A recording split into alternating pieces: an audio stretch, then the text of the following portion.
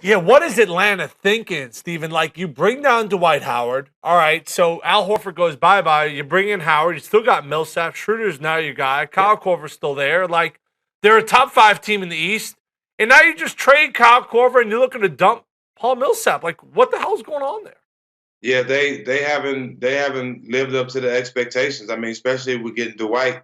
Without Dwight, this team was a top 3 team in the East. Now they have Dwight. They definitely haven't panned out to what everybody thought, and a lot of these guys are going to be free, going to want more money.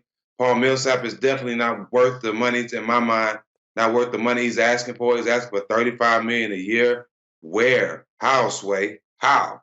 I don't understand how Millsap asked for $35 million a year, but it is what it is. I hope he gets it, but I don't think he's that type of player.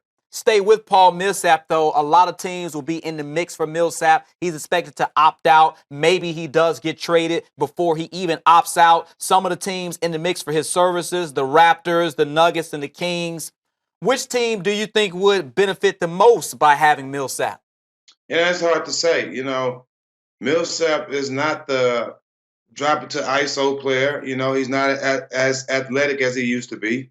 He's a decent 3-point shooter. I really don't know where he fits in. I know a lot of people saying Toronto, he's going to help Toronto. You got to be out your mind. You think Millsap's going to go to Toronto and Toronto's going to be a team that can beat Cleveland. No, you should be trying to add up to Cleveland. I don't see him going anywhere in the East to make them better. I really don't have a say-so on that.